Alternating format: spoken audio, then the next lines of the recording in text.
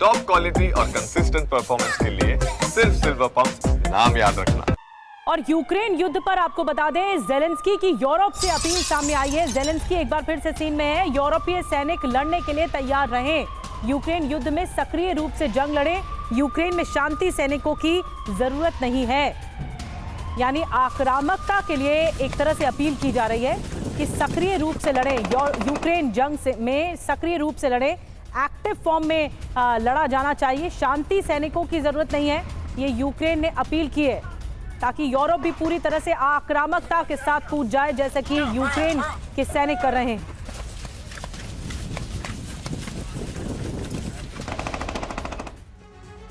तो जेलेंस्की का दरअसल ये आक्रोश है, ये क्रोध है जो कि अब सैनिकों पर उतर रहा है। और क्या कुछ कहा गया है, क्या कुछ स्ट्रैटेजी बनाने के लिए अपील की जा रही है, चलते हैं करुणा शंकर शर्मा के पास। तो देखिए, जेलेंस्की ने साफ बोल दिया है कि पीस कीपिंग फोर्स के तौर पर नहीं, बल्कि जो सोल्जर्स है यूरोप के वो आकर यहां पर जंग लड़े, यानी कि सीधा आह्वान किया जा रहा है। तो जेलेंस्की का क्रोध, वॉर जोन में क्या होगा, बड़ा विस्फोट, बड़ा विध्वंस। खबर क्या है, जेलेंस्की ने क्या कहा, जंग लड़ने के लिए यूरोपीय सैनिक चाहिए, शांति सैनिकों की नहीं बल्कि योद्धाओं की जरूरत है। जमीन समंदर आसमान से लड़ने वाले सैनिक हमें चाहिए यूरोप से।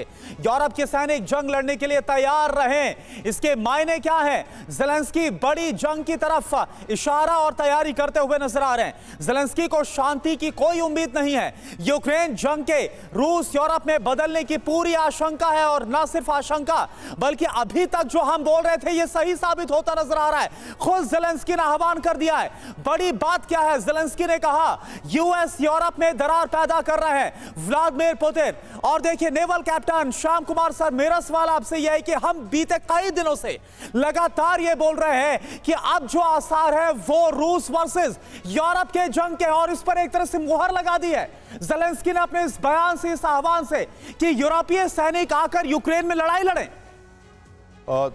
धन्यवाद करुणा। देखिए, रियाद के पीस से जो ब्रोकरिंग हो रही थी अमेरिका के तरफ से, उसमें इंफ्रास्ट्रक्चर फैसिलिटीज़ और ब्लैक सी को रोक के और युद्ध को एक नया आयाम देना ताकि थोड़ी कमी हो युद्ध में, लेकिन वो नहीं हो पा रहा है। और इस कारण से पुतिन भी अपनी पोस्चरिंग लगातार दिखा रहे हैं, और ऑब्वियसली जेलेंस्की भी अपनी पोस्चरिंग दिखा रहे हैं। जहाँ तक बात है अमेरिका की और यूरोप वर्सेस रशिया की, तो ये विदित है कि ट्रंप ने अपना जो पोजीशन है वो क्लियर किया है कि वो ये नहीं चाहते युद्ध चले।